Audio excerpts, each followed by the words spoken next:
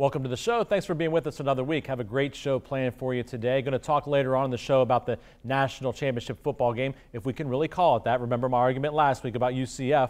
We'll talk about the NFL playoffs, particularly the Steelers game coming against the Jaguars. But first up this week is my guest, who was my first ever guest on this show way back in August of 2016. I've had over 50 additional guests since then, but have not had him back. And it's a really big honor and pleasure to have him here today. And that's my dad, Jim Bordas. Dad, thanks for being back on the show. Thanks. I'm wondering why it took you so long. I figured. I knew you're eventually going to ask. I figured I better ask you before you ask me. But no, I really do appreciate you being here. And hard to believe, here some, year and a half later that I've had so many people here on the set after that initial show where you were on. And I've had people like Phil Necro and Rich Donnelly and some people running for political office. It's been a lot of fun, but you're still my favorite guest, so it's good to have you back. But well, talking about Rich Donnelly, let me pass on our family's sympathies to Rich for the loss of his child here recently. I know it's a horrible situation. My mother lost a child in an auto collision when he was very young, and my sympathies go out to that family. Yeah, they've had a very difficult time over the years, and I extend those condolences as well. So let's talk a little bit about some things in the law. That's by way of background. Of course, you've been practicing here for over 45 years now in the Valley, and have record verdicts throughout the state of West Virginia and other areas, and have practiced in other states as well, and gotten great results there. But one of the things that we've really continued to see an increase in is the number of tractor-trailer accidents that we see, and people that may see some of the commercials on TV know that we talk about that a little bit, but that's just a 30-second commercial, and I don't think people really fully comprehend, unless they've had a loved one or a family member, friend involved in one of these things, how devastating those accidents can be. Well, it's always tough when you're involved in a motor vehicle collision. It's even worse when you're involved in a tractor-trailer collision, when you've got a 16-wheeler rumbling down a highway, often at excessive speeds, with drivers that are inattentive sometimes, and often drivers that are overworked just to make a living. It's unfortunate. The truck drivers, who do, in many cases, do such a great job for the people of this country, are forced to work these crazy hours just to make ends meet. And sometimes that leads to horrible wrecks and devastating consequences to the people involved in those wrecks. The people the truck drivers hit, and sometimes the truck drivers themselves are horribly injured through no fault of their own. One of the things that when I was in school at Notre Dame, and you knew because you'd come out to visit me or pick me up for breaks or whatever, and the stretch along our turnpikes in this country, for example, like 80, 90 up there going across the Ohio Turnpike into Indiana, really flat stretch, long stretches of flat highway. But here, in the Valley, we've got of course, the 2 Mile Hill coming down from the Highlands area. We've got the tunnels. We've got all these different things. Then I think a lot of these trucks, they're used to traveling these high rates of speeds along these flat straightaways on 80, 90, and other places. They get to this area, and unfortunately, they tend to drive the same way and not recognize there's hills, there's mountains, there's tunnels, all those things. Well, the real problem areas in the tri-state that I've seen happens right here in Ohio County. And you do have the problem with the Highlands. You've got a dangerous hill, a steep incline and decline, and then you've got the area near the tunnels, starting at Washington Avenue, going all the way to the tunnels. And the trucks oftentimes don't really know what to do. You're coming from a high rate of speed, reducing down to 40, 45 miles an hour, and sometimes truckers not knowing to switch lanes, and oftentimes with problems such as road construction and not enough advance notice to drivers of automobiles and trucks as to what's up ahead, which can result in a catastrophic wreck and injuries. We were talking earlier about how, with this election that happened last fall on the amendment to allow the bonds to be issued to do all this road construction that's going to happen, a lot of it right here in Ohio County, to repair the bridges and to the other roads and things. There's going to be a lot of construction zones in the upcoming year or two. And we oftentimes see that lead to even more collisions. And what are some of the things that maybe you've seen over the years in your practice, and maybe some things that people can do to reduce the chances of them maybe being hit by a tractor trailer when this construction is going on? Well, the main thing that I've seen, I've seen a little bit of everything, but I've seen tractor trailers jackknifing on roads that are under repair and they've not been correctly repaired. And you've got a slippery pavement where trucks and cars are allowed on a pavement before they really should be, and injuries resulting. You've got this crazy issue with signage not being appropriately placed, therefore not giving the motoring public enough advance notice as to what's ahead and the ability to make take corrective actions, make good decisions to avoid a collision. And you've got the Wheeling Tunnel that oftentimes backs people up, and again, there's not enough notice. You've got that same issue, by the way, every year with respect to the 2 or 3 nights that are the busiest with respect to the Ogilvie Festival of Lights, where the traffic's backed up all the way from the Ogilvie exit, sometimes almost as far as the tunnel, and drivers from out of the area not having enough time to react. I'm surprised we don't have more collisions there. But the best thing I think the public can do is just be aware of these issues, and if you know there's construction, try to do everything you can to go around the construction sites. And if you have to go through those construction sites,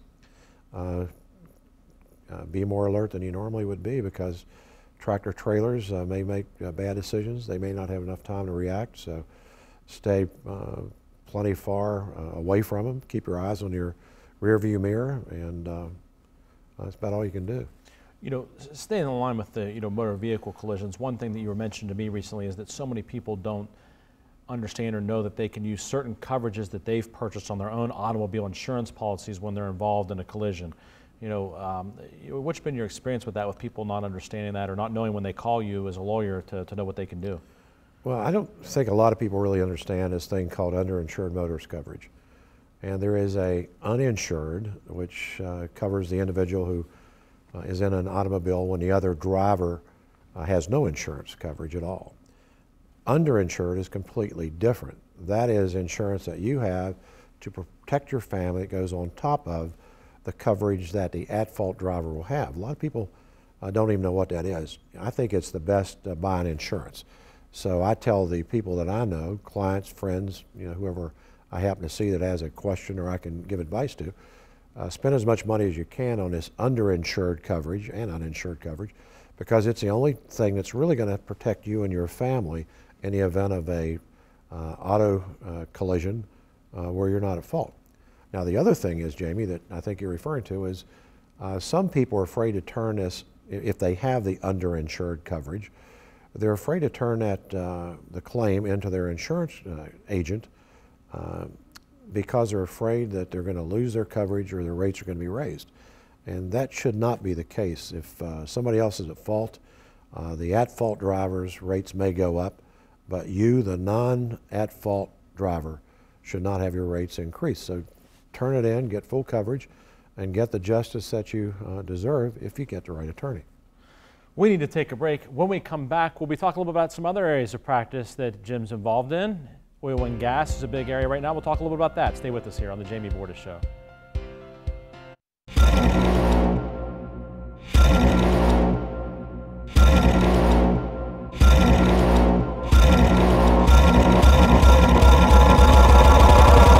Bordas and Bordas, fighting for justice. So, how was your first day? Long. So, Josh asked me about you. Daddy's home. Go get him.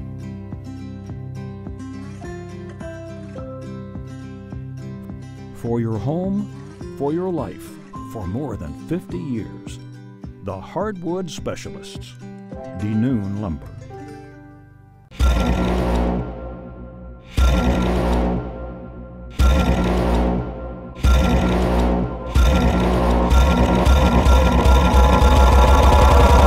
Bordas and Bordas, fighting for justice.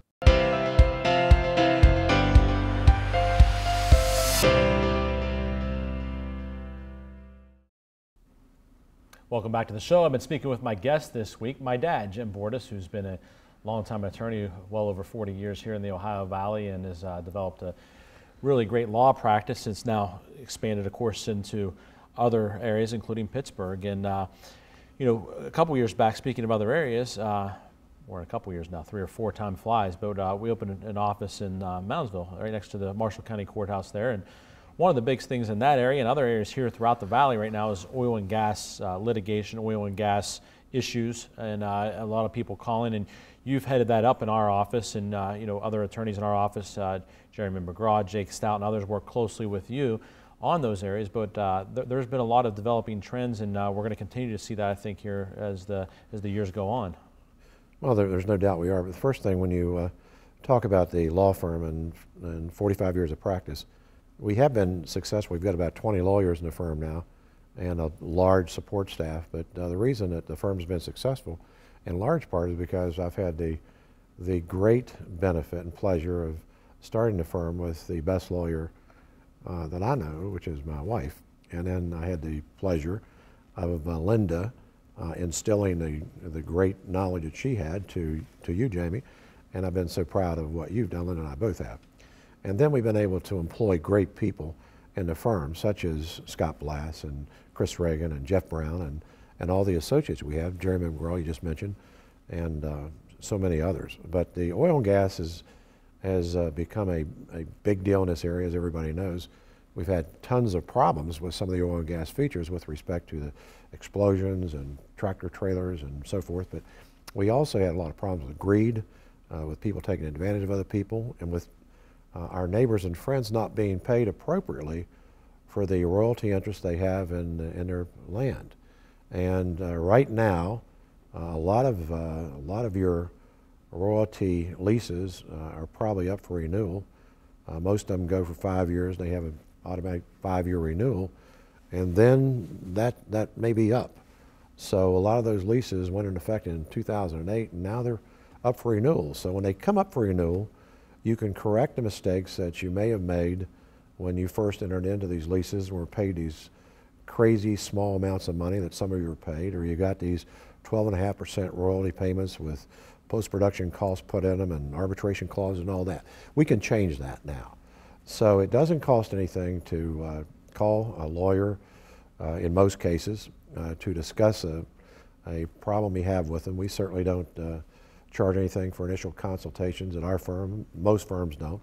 So if you do have an issue with the royalties, with right-of-way agreements, with anything involving the oil and gas industry, pick up the phone and call a lawyer. We've got a whole department that deals with nothing but oil and gas. I feel that we're pretty good at that. We've gotten some great results, and I think we can continue to. There are other firms that probably do a good job too, but pick up the phone and call. And especially now that these other things are coming up for renewal. Now, there's one other thing, Jamie. If you're watching this show and you get a royalty check in the mail and you get the slips that go with it, you're probably happy you're getting a royalty check, but you may be confused as to what you're getting, why you're getting it, and have questions as to whether or not you're getting the appropriate amount. You can't figure that out. Your lawyer won't be able to figure it out, and I can't figure it out. So we're in a process right now, Jamie, of forming another company, and that company, as one of its primary functions, is going to be able to help people determine whether or not they're being paid appropriately under their lease agreement. That is, if they're getting $1,000 a month in royalty checks, is that the correct amount, or should they be getting $1,500 or $1,200? If they're not getting the correct amount, how do they go about getting the correct amount paid to them if they're being underpaid? So we're going to resolve that issue. New company's going to be up and running probably by February 1st, and I think it's going to be a huge benefit to all the people in the tri-state who need this service. And if you've got royalty payments, you need the service.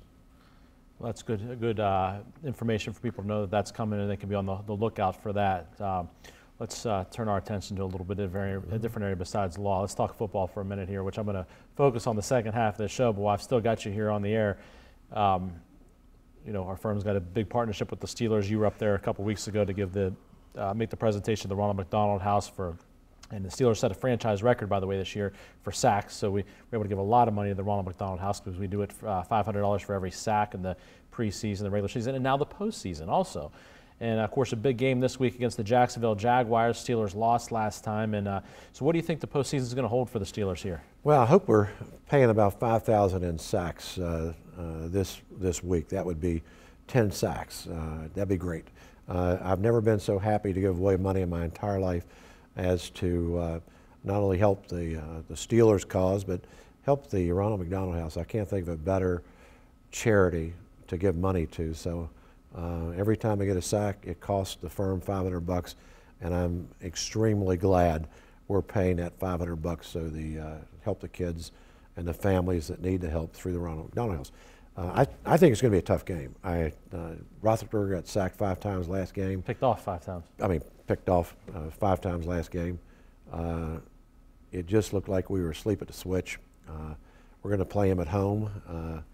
I think our crowd's going to be into it. I understand we're a 6 or 7 point favorite right now.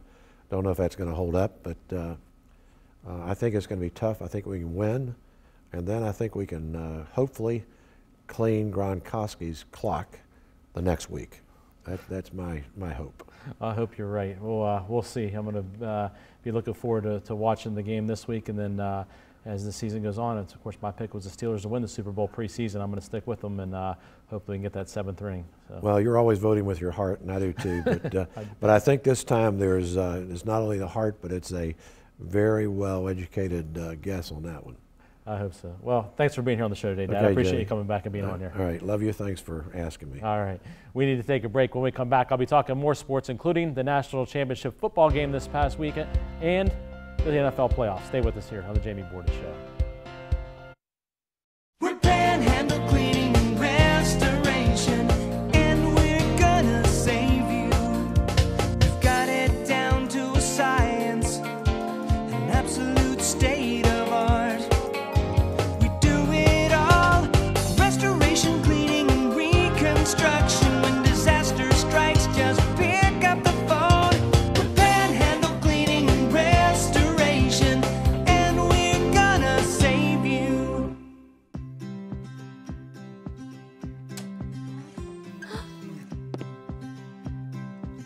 Don't forget to do your homework. All right, Mom.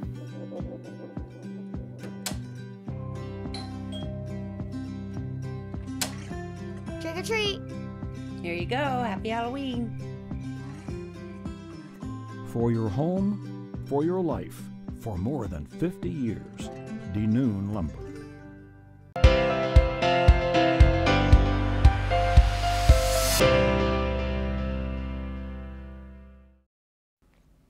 Welcome back to the show. It's time to talk sports. Let's start off talking college sports, and specifically the West Virginia University Mountaineer basketball team. Number 2 ranking now. Highest ranking since 1959 when Jerry West was playing for the Mountaineers, and they were being coached by Fred Schaus, who was later on the athletic director. But of course, the Mountaineers off to a great start this year, only 1 loss, and only team in the country that hasn't lost in the United States. Of course, that season opening loss to Texas A&M was over in Germany, and now have the longest winning streak in the country going, and big win at the Coliseum over Baylor, in which local product Chase Harler, who's from Moundsville, Glendale area, played at Wheeling Central. Great performance in that game. Actually was named as the player of the game by the radio announcers on the Mountaineer Network. And Chase is all hustle when he's in the game. You see him out there diving after balls, had a big play to save a ball from going out of bounds, got it up ahead. Mountaineers had a big play off of that. Makes his foul shots, doing all the little things that Bob Huggins likes to see out of his players.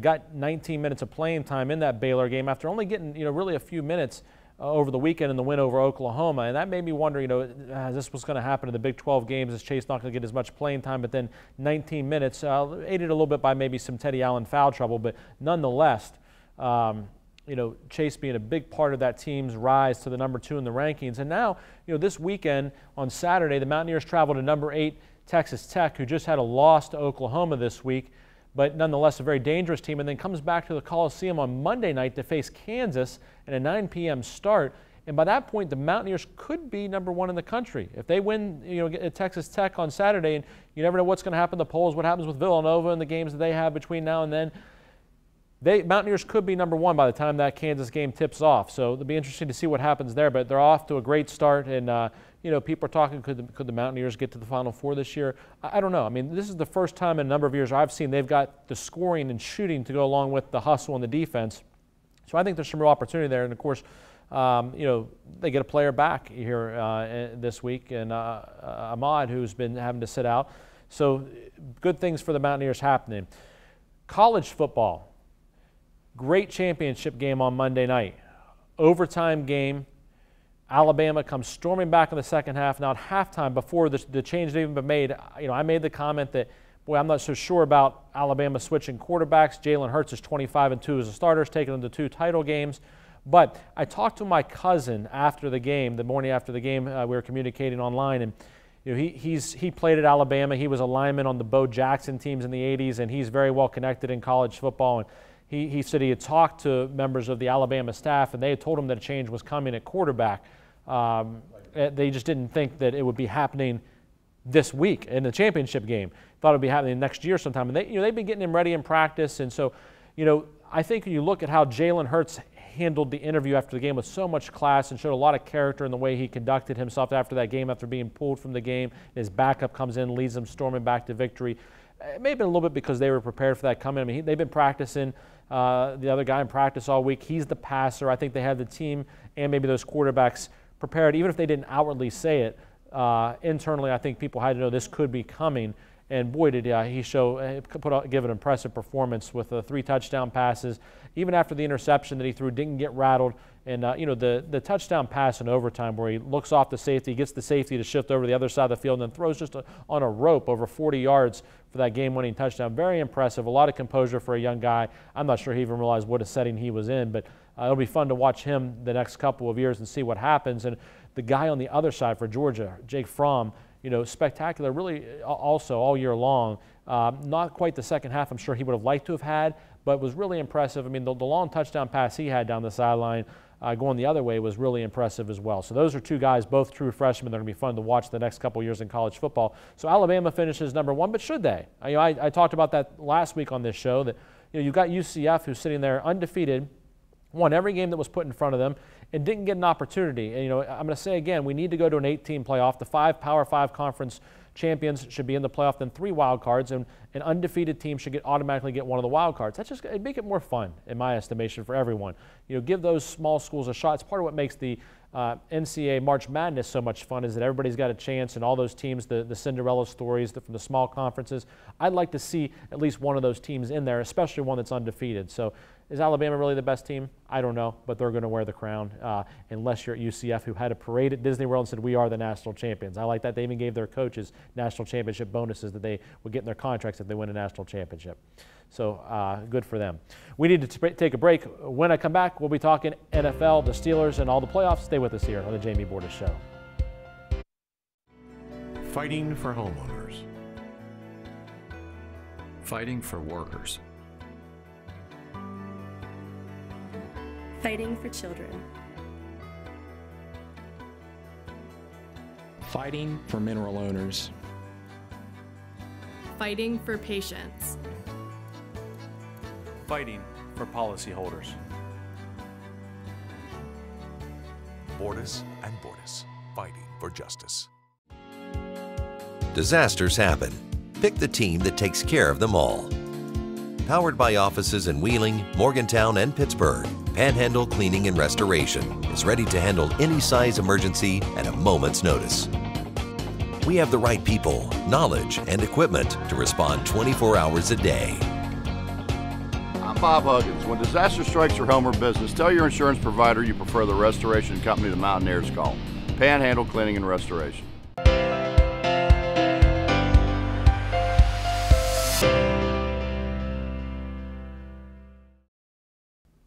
Welcome back to the show. Continue our talk on sports here, but before we do, I realized during the break that I referred to my cousin as having played for Alabama with Bo Jackson. Of course, he played with Auburn with Bo Jackson, and calling an Auburn guy an Alabama guy is kind of like calling a Marine an Army guy. You just don't do that. They don't appreciate that. So he played at Auburn with Bo Jackson. I just misspoke there because I had Alabama on my mind from the title game. But nonetheless, let's turn to the NFL playoffs here. And of course, the Steelers have a big game at Heinz Field Sunday afternoon, 1:05, right here on WTRF on CBS. And you know, you look at this game.